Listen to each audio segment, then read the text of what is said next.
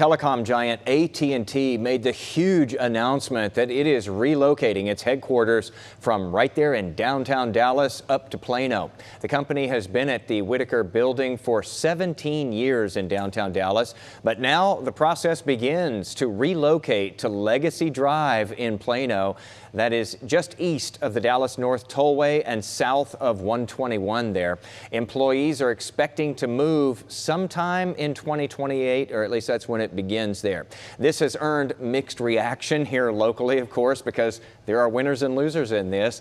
Some Dallas leaders saying that Y'all Street, as we've been calling it, could be key to filling the gap that's left behind after AT&T departs downtown Dallas. We're talking more about that with Holden Willen, the assistant managing editor of the Dallas Business Journal today. Holden, thanks for being here with us on this. This is such a huge thing that is happening, and it really sort of sends shockwaves in downtown Dallas, I think, even though this is something we've been watching for months to see what was going to happen. Yeah, we've been reporting on this since August. Well, y'all broke the news. Yeah, we broke the news that AT&T was starting to explore a move.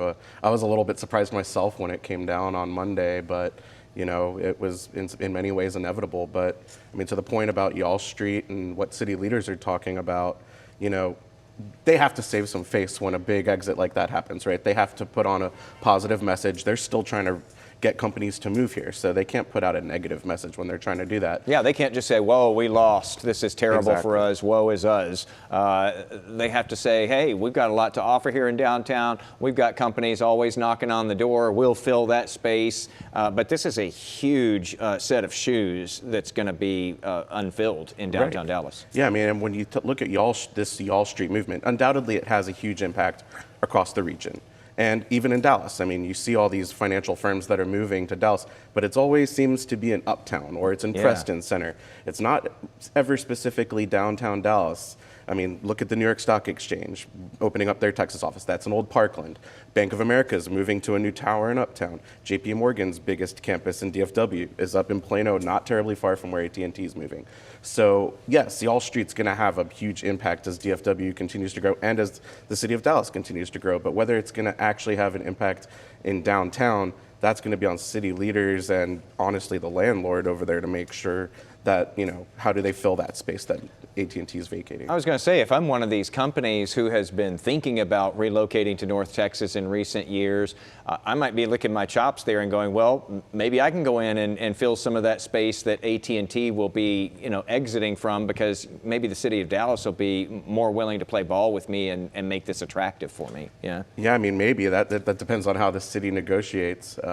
You know, I thought it was interesting in AT&T's, or what they talked about the AT&T's move is that AT&T was looking at horizontal space. I think that's something that you hear, or maybe you're so they're seeing looking for something companies. other than a skyscraper. Right, exactly. But I think is. that's maybe a trend in the tech space. Financial firms, yes, they still seem to be the ones that want like kind of a glitzy, tall skyscraper to put their name on.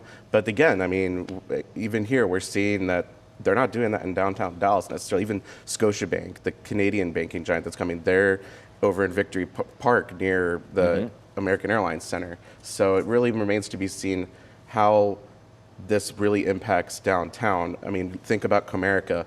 They're getting bought by Fifth Third. That's a huge Y'all Street move. You've got a big bank from the Midwest looking to grow here in DFW, but even that move could have ramifications for downtown, because they're talking about they're either going to consolidate in Comerica's offices downtown or in Frisco, which is obviously up north. So that could be another big loss for downtown Dallas. We'll see how that one goes, maybe soon.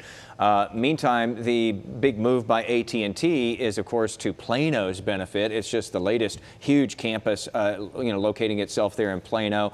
We're talking about thousands and thousands of employees that'll be moving up that way that Dallas is losing. So this is really a huge plus for Plano and Collin-County in general. Boy, it just keeps booming. Yeah, I mean, Collin County is definitely booming. You've got all the companies that have been moving there over the years. I mean, dating back to even almost 10 years ago now with Toyota North America. But as far as the impact of AT&T, part of why they're moving to Plano is because they wanted to be a little more central for their employees. They've got a lot of people that were commuting from up north down to downtown. So from an economic impact standpoint, you know, it remains to be seen what the headquarters move really does. Obviously, if you have a lot of people working in one place, they're going to spend on lunches and breakfast and all that kind of stuff, and maybe they go and do a little shopping right after work. But how much that really creates economic impact remains to be seen. I mean, the city of Plano is going to have to probably renegotiate some incentives with the landlord who was planning on doing a life sciences district there. So we'll see how that all turns out and what that really means for the city going forward. Still good news for the region, though, because they didn't leave the region, and so those jobs are kept here and all of the economic activity that's associated with it. Want to mention here that we have your boss on with us this week for our Y'all-itics political podcast, talking about this exact issue and some of the big things that we could see in downtown Dallas as AT&T exits.